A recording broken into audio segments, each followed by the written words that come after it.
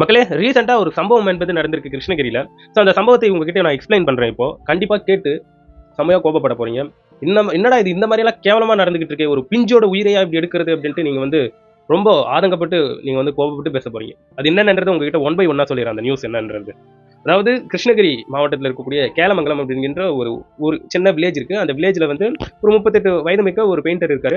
So அவருக்கு வந்து முதல்ல 2 பெண் குழந்தைகள் என்பது பிறக்குது. அதுக்கப்புறம் 3வது ஒரு ஆண் குழந்தை என்பது பிறந்திருக்கு.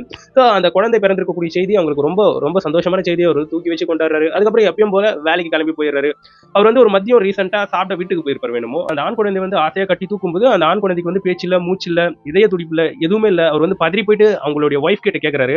ஸோ அந்த ஒய்ஃப் வந்துட்டு இருக்கு பாத்தீங்களா, அந்த பெண் தான் எல்லாத்துக்குமே காரணம். போக சொல்றேன். அந்த ஒய்ஃப் என்ன சொல்றாங்கன்னா, குழந்தைக்கு வந்து புட்டி பால் கொடுத்தேன், அதை குடிச்ச பிறகு பொறையடிச்சு அப்படியே தூங்கிட்டான் அப்படின்ட்டு அவங்க வந்து ஒரு தப்ப கட்ட கட்டியிருக்காங்க. அதுக்கப்புறம் ஹாஸ்பிட்டல் தூக்கிட்டு போன பிறகு டாக்டர் வந்து சொல்லிட்டாங்க குழந்தை வந்து இறந்துருச்சு அப்படின்னு சொன்ன உடனே உறவினர்களோட போயிருக்காரு. அதுக்கப்புறம் அவங்க வந்து ப்ரொசீஜர் போஸ்ட்மார்ட்டம் பண்ணிடலாம் அப்படின்ட்டு டாக்டர் சொன்னதுக்கு போஸ்ட்மார்ட்டம்லாம் ஒன்றும் வேணாம் அப்படின்ட்டு வீட்டுக்கு தூக்கிட்டு வந்திருக்காங்க. வீட்டுக்கு தூக்கிட்டு வந்து பக்கத்துலேயே அந்த குழந்தை வந்து வீட்டு பக்கத்துலேயே வந்து புதைச்சிட்டாங்க. ஸோ இவர் வந்து ரொம்ப கவலையில அழுதுகிட்டு புலம்பிக்கிட்டு இருக்காரு. பட் இந்த அவருடைய ஒய்ஃப் இருக்காங்க பாத்தீங்களா, அவங்களுடைய ஒய்ஃப் பேர் வந்து பாரதி. ஸோ அவங்க வந்து கொஞ்சம் கூட கவலை இல்லாம போன்ல சிரிச்சு பேசுறது அந்த மாதிரி கவலையே இல்லாம ஒரு குழந்தை செத்த கவலையே இல்லாம இருந்திருக்காங்க. ஸோ இவருக்கு வந்து டவுட் வந்திருக்கு. போயிட்டு போன்லாம் எடுத்து செக் பண்ணும்போது அதிர்ச்சிகரமான விஷயங்களை வந்து அந்த போன்ல வந்து பாக்குறாரு. வாட்ஸ்அப் சாட்ல வந்து பாக்குறாரு. ஏன்னா பாரதி அப்படிங்கிற அவங்களுடைய ஒய்ஃப் வந்து பக்கத்து வீட்டில் இருக்கக்கூடிய சுமித்ரா அப்படிங்கிற ஒரு பெண் கூட தற்பாலின ஈர்ப்பால உல்லாசமா இருந்திருக்காங்க, தனிமையில இருந்திருக்காங்க. ஸோ இது போன்ற விஷயங்கள்லாம் கேள்விப்பட்ட பிறகு இந்த விஷயம் பாரதிக்கு வந்து தெரிய வருது.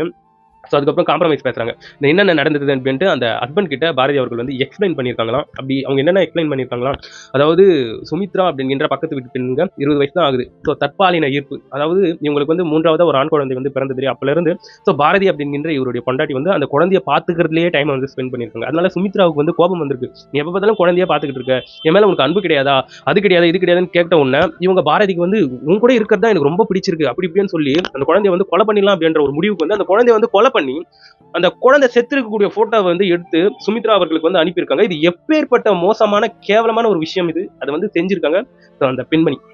ஸோ அதுக்கப்புறம் இவ்வளவு உண்மையும் தெரிஞ்ச பிறகு அவங்களுடைய ஹஸ்பண்ட் போயிட்டு போலீஸ் ஸ்டேஷன்ல கம்ப்ளைண்ட் பண்ணிட்டாரு. வந்து அவங்களை வந்து ஜெயில போட்டாங்க.